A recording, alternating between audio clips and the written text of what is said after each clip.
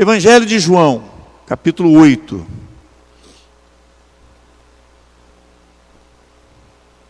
Verso 32.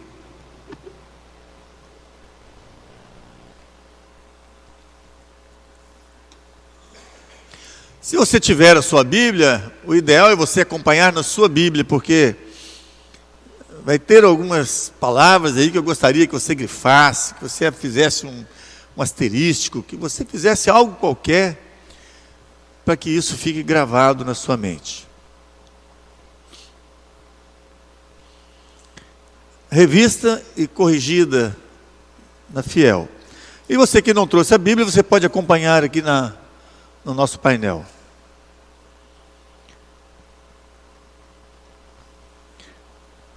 E conhecereis a verdade, e a verdade vos libertará. O mesmo capítulo 8, verso 36.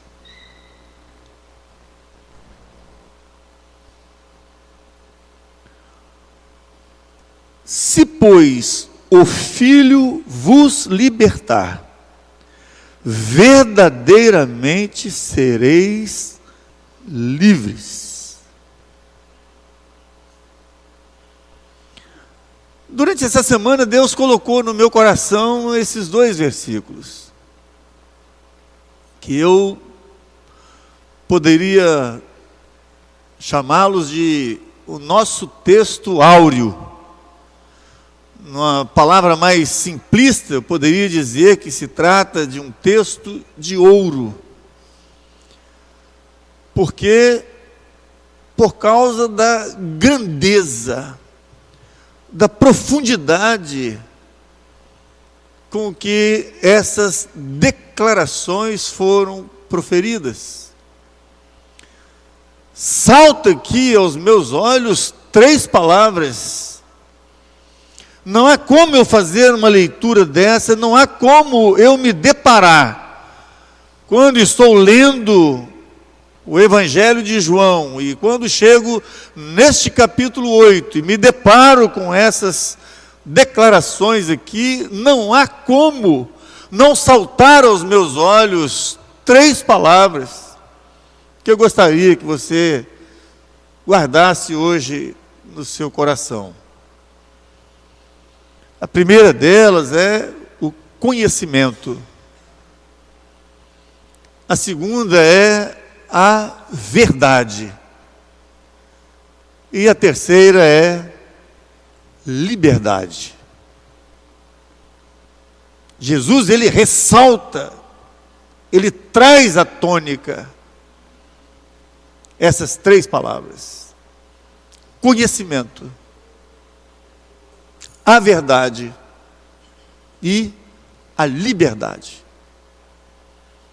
São 3 palavras que se transformam em 3 temas, em 3 princípios básicos que nós não podemos olhar com indiferença para eles. Não é algo que nós podemos adiar. Não é algo que nós podemos deixar para lá. Não é algo que a gente possa não ter interesse, porque isso tem tudo a ver com a nossa vida, com a nossa existência, com aquilo que fazemos, com o nosso comportamento, com as nossas atitudes, com a nossa vida secular, e também tudo a ver com o nosso futuro. Nós precisamos entender que de toda a criação de Deus, nós somos os únicos diferentes. Porque nós somos eternos. Não tem nada que exista neste mundo que possa nos destruir por completo. Não tem doença, não existe obstáculos, não existe nem mesmo a morte. Ela pode interromper a nossa existência eterna. O grande sábio Salomão, ele deixou escrito para nós, para que nós nunca pudéssemos esquecer dessa verdade. Ele disse que quando Deus criou o homem, Deus criou o homem de uma forma reta, perfeita. E ele disse que a perfeição de Deus na criação do homem é quando Deus implantou no seu interior a eternidade. Que bênção saber que nós nunca vamos deixar de existir. Mas por esta razão, por termos sido tão beneficiados por isso, porque não há como explicar. A nossa mente é muito limitada para entender de fato quão precioso é para nós a vida. Todos os nossos órgãos, eles vibram por estarem funcionando. Quando uma pessoa morre, todos os nossos órgãos se retraem, como que reclamando que houve uma agressão contra a nossa existência, contra a nossa vida. Gente, como é bom viver. Ela fica melhor ainda quando a gente sente que ela vai escapando das nossas mãos. Quando somos diagnosticados por uma enfermidade que não há cura. Como é precioso viver. Pode ter alguém aqui nesse auditório que goste tanto da vida quanto eu, mas mais do que eu duvido.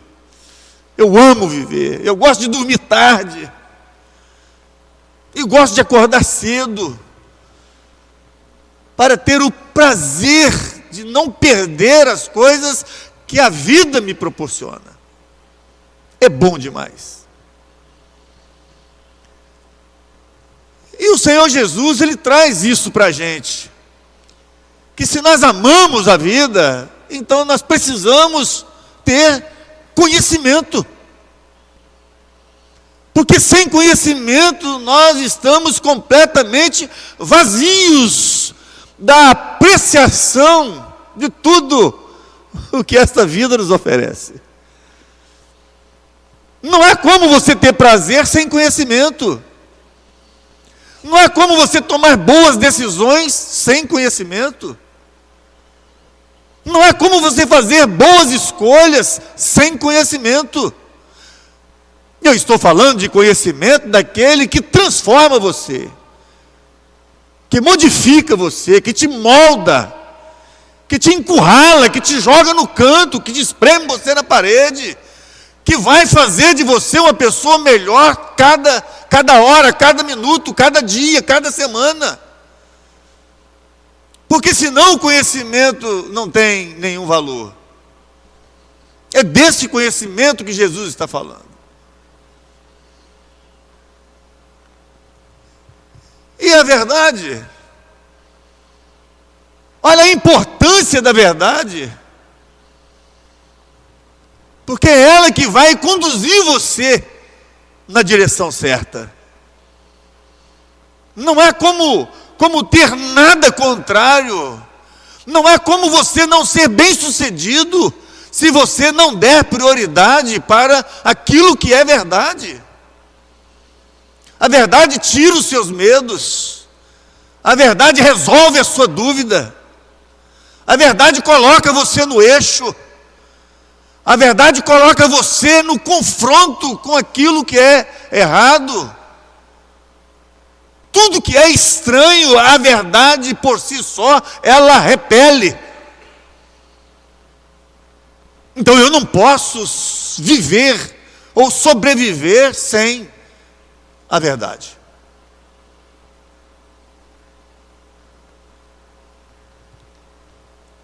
E a outra é a liberdade, né? Quem é de nós que não queremos? Quantos e quantos adolescentes saem de casa porque querem serem livres? Quantos e quantos fazem de tudo para ser absoluto, dono de si, podendo fazer o que bem quer? A liberdade é exatamente o contrário de tudo aquilo que nos prende, que nos sufoca, que nos oprime, que nos aprisiona, que nos acorrenta, que nos impede de ir e vir. Não há nada neste mundo mais precioso do que ser uma pessoa livre. E a mais satisfatória definição da liberdade é exatamente esta: é quando você chega numa posição, e é esta posição, é esta liberdade que Jesus está falando aqui. Quando você chega numa condição da sua vida, de poder você ter autonomia, não somente de dizer sim para tudo quanto se apresenta diante de você, mas é quando você também tem autoridade, autonomia de dizer não. Esta é a mais rica liberdade que a pessoa pode ter. Isso é sim, mas isso é não. Isso é ser livre. Então são três coisas importantíssimas que têm tudo a ver, tanto comigo, como também com você. Mas o que eu quero trazer você aqui dentro de todo esse contexto aqui, é em que momento Jesus levanta essas declarações. São duas. Conhecereis a verdade vos libertará. Em um determinado momento ele falou isso para quem estava diante dele. Passou mais um tempo, ele levanta a segunda declaração: se o Filho vos libertar, verdadeiramente sereis livres. São duas declarações. Então isso nos força a gente pegar o capítulo 8 no seu início. Você vai ver em que lugar Jesus estava, quem era, qual era o perfil do seu auditório, e o que foi acontecendo no decorrer desses discursos, para que ele chegasse nesse que eu considero aqui como o pulmão desse capítulo 8, dessas duas declarações. Então, quando a gente olha aqui para o capítulo 8, a partir do verso 1, diz assim: porém Jesus foi para o Monte das Oliveiras, e pela manhã cedo tornou para o templo, e todo o povo vinha ter com ele, e apresentando-se os ensinava. Então Jesus, como sempre, de hábito, ele amava ali aquele lugar chamado Monte das Oliveiras, porque era o lugar onde ele reabastecia, né, os seus conteúdos para as suas mensagens. Não é interessante a gente falar isso a respeito de Jesus, né? Ele, Filho de Deus, divino, multiforme em sabedoria, mas ao mesmo tempo ele, como humano, ele tem também as nossas necessidades. Ele precisa de um ambiente tranquilo, ele precisa de um ambiente onde ele tivesse desprovido de pessoas, para ele reabastecer os seus ensinos doutrinários. Tudo era minuciosamente observado por ele. Ele pensava no que iria falar logo quando chegasse pela manhã, aproveitando as pessoas que iam ao templo para as suas devoções. E aí ele desce do Monte das Oliveiras, depois da sua comunhão com o Pai, né, da sua ligação com o Pai. E ele então, pela manhã cedo, ele volta para o templo. E o auditório que ele tem aqui é um auditório rico, que é de muitas pessoas. É um povo, é muita gente. Eu sempre gosto de pensar nessa questão de pessoas quando se reúnem num determinado lugar, porque ali se vê uma variedade de situações diferentes. Cada um de nós somos diferentes em tudo. Não é? Cada um de nós temos um nome, cada um de nós temos um endereço, cada um de nós temos uma cidade onde moramos, um bairro onde moramos, cada um temos, né, a nossa vida. Mas todos nós somos comuns em uma coisa: todos nós somos carentes no nosso interior. Existe um vazio dentro de cada pessoa. Um vazio que ele só pode ser preenchido pelas coisas espirituais. Nada do que você faça nesta vida, você vai chegar a um ponto de dizer assim: eu agora estou realizado nos meus planos e objetivos e meus sonhos. Nós nunca vamos chegar a essa condição de ter a plenitude do prazer aqui com as coisas desta vida. Se fosse assim, nós não víamos pessoas tão bem-sucedidas em tantas áreas, principalmente na área financeira, tirarem as suas próprias vidas. Quantos e quantos já vimos pular ali da terceira ponte? Não se pode nem anunciar isso mais na mídia, porque logo no dia seguinte outro vai ser encorajado a fazer o mesmo. Existe um vazio aqui dentro. Mas o interessante desse ensinador chamado Jesus é que quando ele estava diante de uma grande multidão, ele conseguia ver com os seus olhos divino, não somente o exterior das pessoas, mas ele conseguia ver o interior das pessoas, a carência daquelas pessoas, a cegueira daquelas pessoas, a ignorância daquelas pessoas, a falta do saber daquelas pessoas, a falta do conhecimento daquelas pessoas, a falta da verdade naquelas pessoas. Jesus via no interior deles as dificuldades que eles tinham com as suas tradições, os seus preceitos. Esse é o grande problema que nós vemos aqui com este povo, e é o mesmo problema que nós estamos vivenciando hoje nos dias atuais. Não, eu sou assim. Não, eu sou assim mesmo.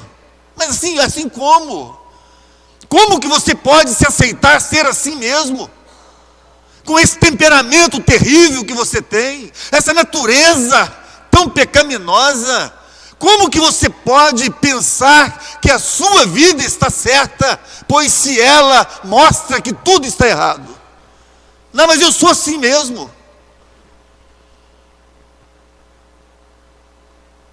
A Bíblia diz que Deus, quando Ele olha do céu para a terra e olha os homens, Ele não consegue ver um justo sequer.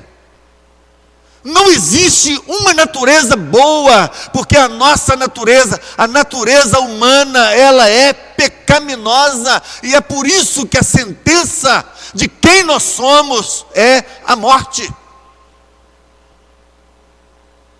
Isso mostra quão ruim somos. Às vezes você mesmo, em determinados momentos, você mesmo reprova você mesma, dizendo o seguinte: nem eu hoje estou me aturando. Isso mostra quem você é lá por dentro.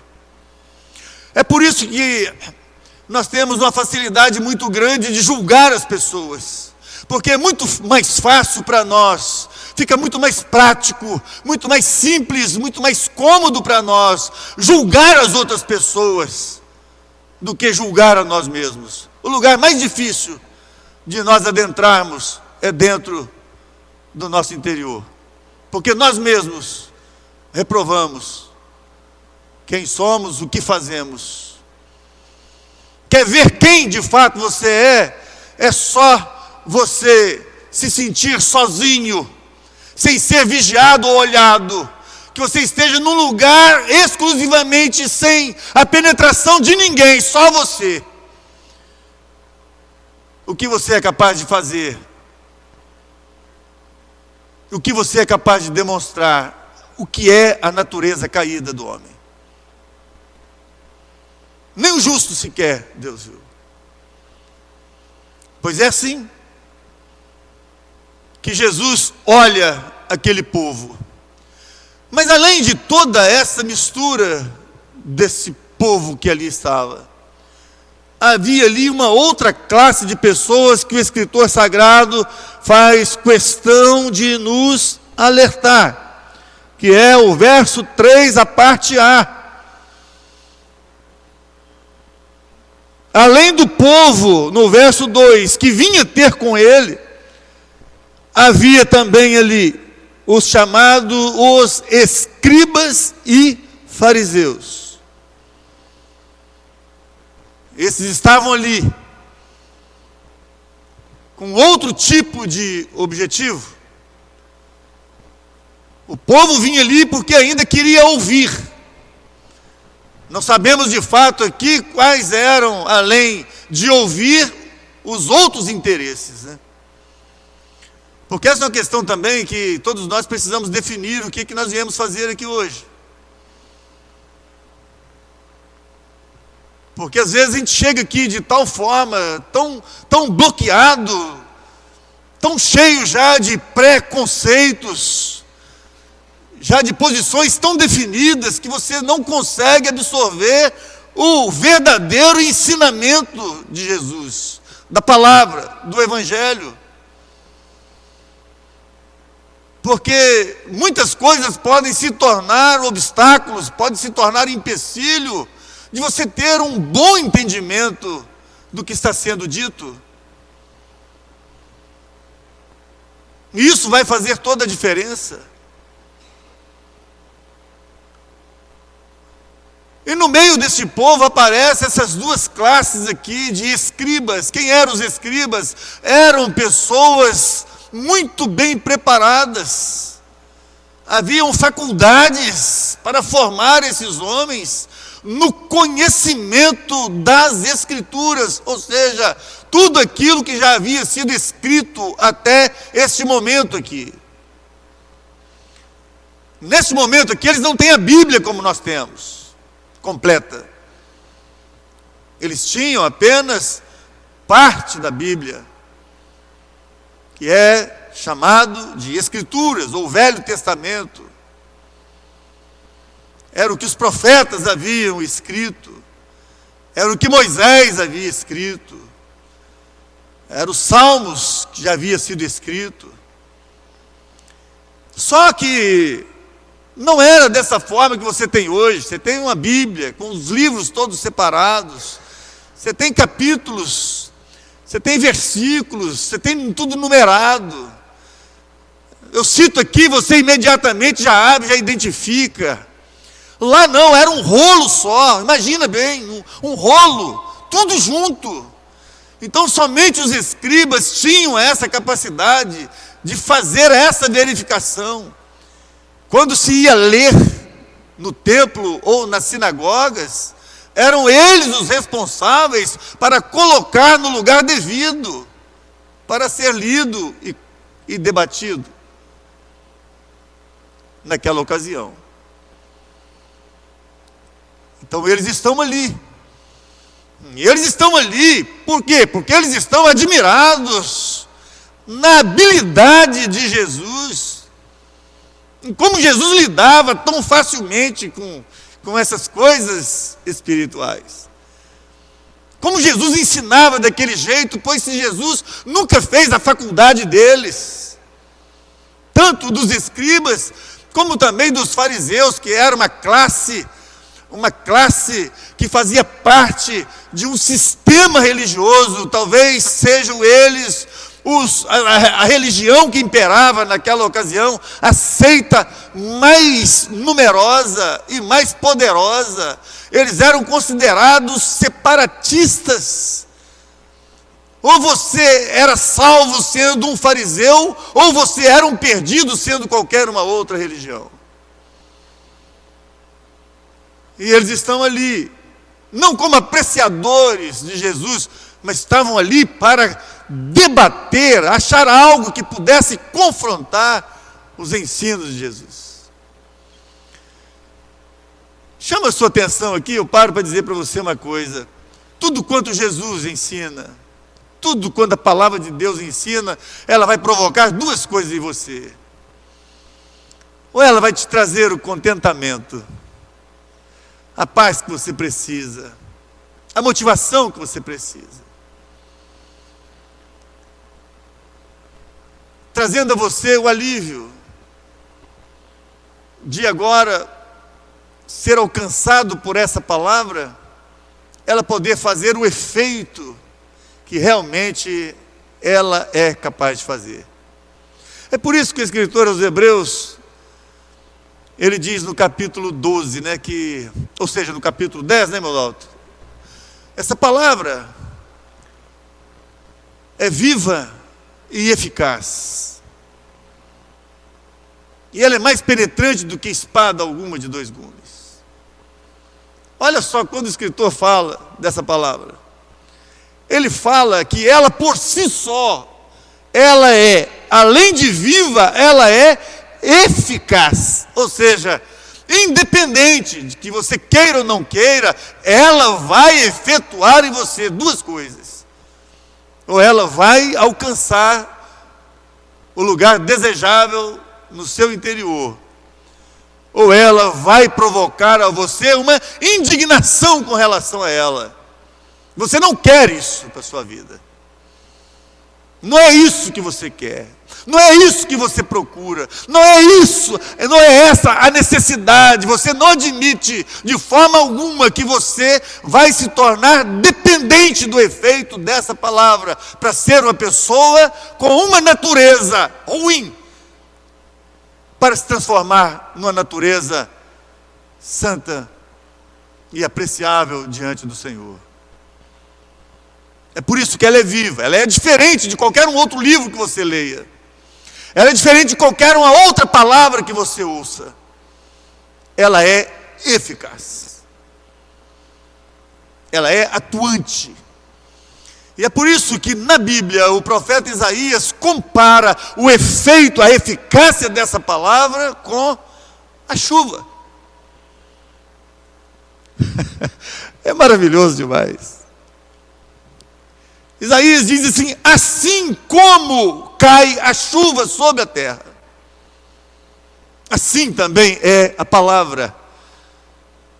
A chuva nunca vai cair na terra e vai voltar para as nuvens novamente, sem ter feito a sua atuação positiva.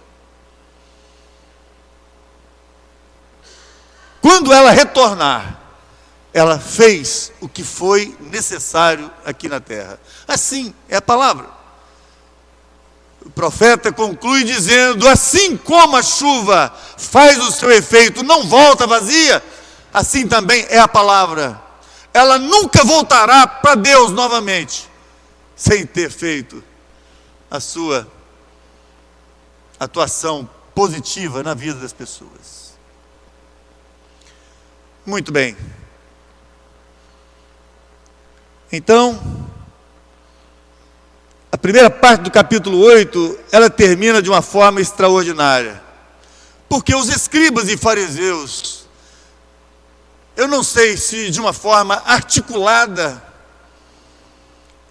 porque esse tipo de situação que eles apresentaram aqui para questionar os ensinos de Jesus, quando eles viram os ensinos de Jesus, eles correram e foram buscar algo que pudesse denegrir, diminuir, esvaziar o conteúdo dos ensinos de Jesus naquela oportunidade. E eles pegaram uma mulher, e eles trouxeram essa mulher acusando-a de um delito, de um pecado que na lei dos judeus essa mulher teria que ser apedrejada até a morte. Mas é interessante, eu nunca vi isso nas Escrituras, porque havia o sinédrio onde essas pessoas tinham autoridade absoluta de fazerem isso, porque eles tinham os seus juízes. Haviam pessoas escolhidas no sinédrio para dar a sentença por eles mesmos. Mas por que então que trouxeram essa mulher diante de Jesus? Coisa essa que o sinédrio nunca considerou Jesus como autoridade para fazer qualquer julgamento entre eles. Jesus nunca participou de nenhum julgamento, mas trouxeram exatamente nesse dia em que Jesus está ensinando.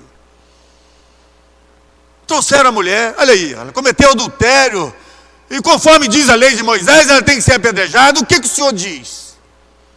Jesus estava escrevendo com os seus dedos no chão, na areia, certamente ali no pátio do templo. E Jesus ficou em silêncio.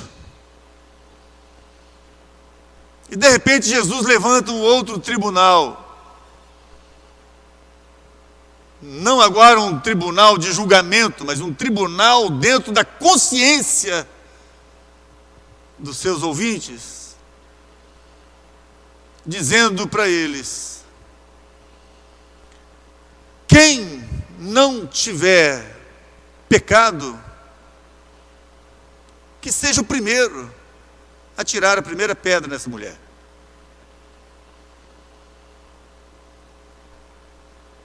Olha como esse julgamento começa de forma tão errada da parte dos homens, trazendo aquela mulher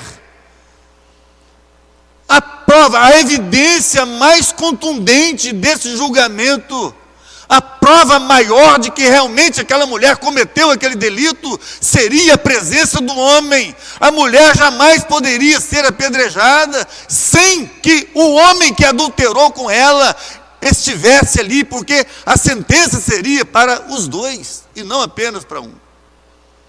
Cadê o homem? Que julgamento é esse? Então a aparência aqui é de uma aparência de que eles elaboraram, eles prepararam uma cilada para derrubar completamente o ensino de Jesus. Jesus agora vai no tribunal da consciência de cada um deles. Quem não tem pecado, atira a primeira pedra. Porque o primeiro confronto, certamente, que Jesus iria falar para eles, se eles continuassem a questionar: cadê o homem que adulterou com ela? Não estava ali, só estava a mulher.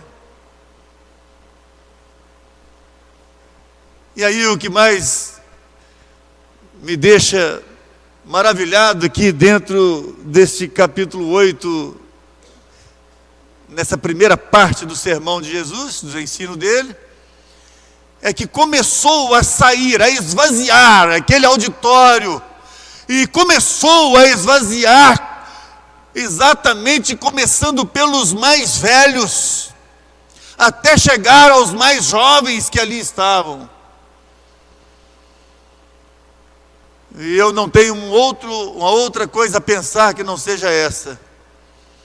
Que começou a sair os mais velhos, porque quanto mais nós envelhecemos, quanto mais adultos nós vamos ficando, quanto mais defeitos nós vamos adquirindo, quanto mais vícios, quanto mais pecados, quanto mais erros, quanto mais dificuldade nós vamos tendo, a partir do momento que nós vamos envelhecendo.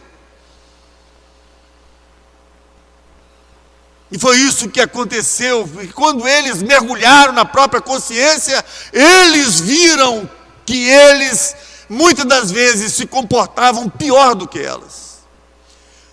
Porque, querido, o problema do pecado não é quando se pratica o pecado.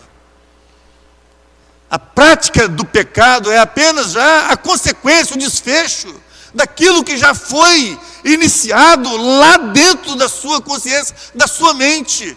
Jesus disse: se você olhar de forma cobiçosa para qualquer mulher ou para qualquer situação pecaminosa, você já cometeu o pecado. E quando eles entraram na consciência, eles viram que eles eram tão pecadores quanto aquela mulher, se é que ela cometeu esse tipo de pecado. O pecado ele só toma forma quando você o pratica, mas a construção dele já está dentro de você. Você já determinou que é isso que você quer. E aí você vai para a prática. Agora, a forma bonita que... eu estou querendo que você entenda o seguinte, né? Tudo isso aqui é para explicar a você por que Jesus diz isso aqui. E conhecereis a verdade, e a verdade vos libertará. Tem tudo a ver Jesus lá na frente falar isso aqui. Porque aqui nós estamos vendo que o desfecho de Jesus e esta mulher foi exatamente esta, porque todos saíram e só ficou ele e ela. E o que é que ela disse? Capítulo 8.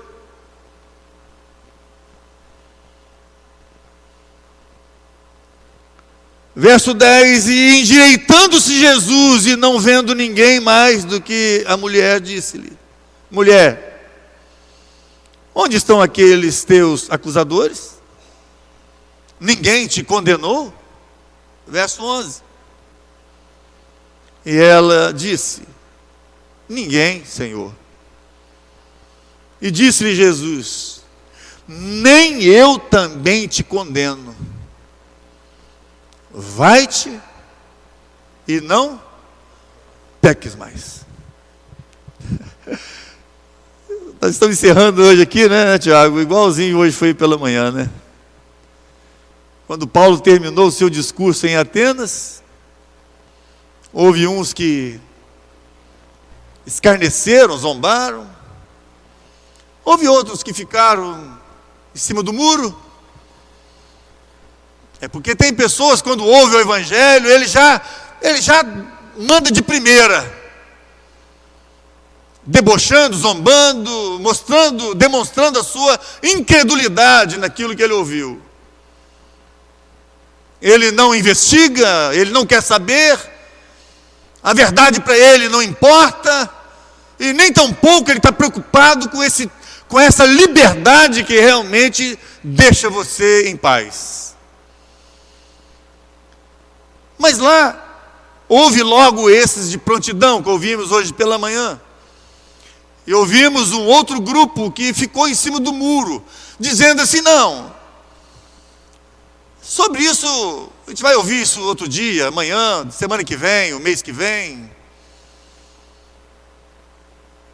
As pessoas pensam que pode ter domínio sobre o tempo, não é? Eu sei que todos nós estamos aqui, estamos já com a agenda toda cheia para amanhã. Tão absoluta que você não passa absolutamente nada na sua mente de que algo pode não acontecer até amanhã. Mas nós já determinamos isso. E quando nós temos esse autocontrole, o que acontece? Esse domínio.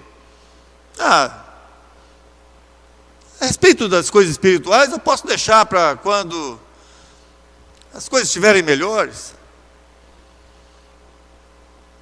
Quando eu me formar, quando eu ficar mais velho, agora eu estou muito jovem para poder ficar lidando com as coisas espirituais. Ou quando eu me casar, ou quando eu construir uma casa, depois que eu tiver tudo já com meus projetos, meus planos, tudo certinho, aí sim eu vou procurar uma igreja, vou procurar ler a Bíblia, vou procurar ter tempo para isso. Agora eu não tenho tempo para isso. Você tem o domínio. Você está lidando com algo que você não tem controle de nada. A Bíblia diz que nós não podemos acrescentar um palmo na nossa existência, na nossa caminhada, no nosso pensar, nos nossos projetos. Temos parábolas contadas por Jesus de um homem que assim pensava. Ele disse: esse ano eu ganhei muito dinheiro, a minha propriedade produziu muito, os meus celeiros são pequenos para armazenar tudo que eu colhi. Então eu vou fazer o seguinte: eu vou construir novos celeiros, vou depositar os meus bens, o meu patrimônio em um lugar seguro, e vou dizer para mim mesmo: alma, tens em depósito os bens para muitos anos. Jesus chama esse homem de louco. Jesus chama esse homem de insensato. É alguém que não usa a sua capacidade de intelectual, a sua capacidade de raciocínio, para saber que não é assim. É por isso que quando somos noticiados com a morte de um amigo, de um parente qualquer, a nossa reação é imediata: não acredito. Não acredito, falei com ele agora. Eu tive com ele agora há pouco, ele me ligou agora, eu falei com ele. Eu tive com ele agora pela manhã. Foi isso que Jesus disse para aquele homem louco. Hoje mesmo. Hoje, não foi amanhã nem depois, hoje mesmo. Aquele homem morreu naquela mesma noite em que ele fazia todos os seus projetos. Então esse tipo de comportamento, queridos, hoje eu fico muito feliz que você veio aqui, porque hoje você está sendo confrontado a definir o que você quer da vida, o que você pensa da vida. Porque quando somos confrontados com este evangelho, com esta palavra, com o que estamos presenciando aqui, você vai se enquadrar dentro de um grupo desse. Ou você rejeita, desprezando. Ou você fica em cima do muro, dizendo assim: não, eu sei que é bom, mas eu vou deixar isso para lá. Deixa mais para frente, uma hora chega.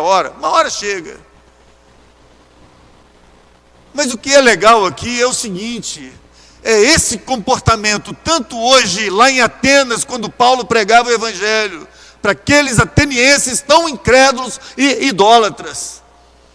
Entre eles, o próprio servente, o próprio dirigente do Areópago, onde se julgava as doutrinas que eram pronunciadas ali, ele mesmo creu nas palavras de Paulo, que era Cristo morto por nossos pecados e ressuscitado para nos dar a garantia da vida eterna. Esse homem creu. Ele passou de ser um juiz, um julgador, para ser um apreciador, um beneficiado, um réu arrependido ao Senhor. E agora, essa mulher que estava ali à beira da morte para ser condenada e apedrejada, Jesus vira para ela e pergunta: cadê os seus acusadores? Se foram. Eles não te condenaram? Não.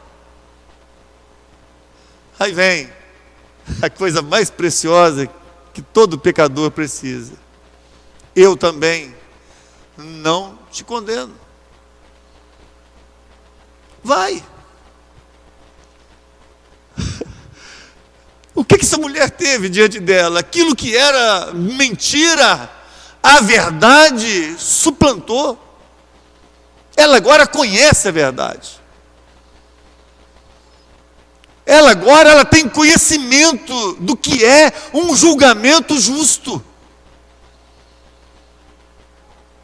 E termina exatamente com ela livre. Vai para casa, vai para a vida. Mas faça uma coisa: deixa tudo isso que você agora sabe.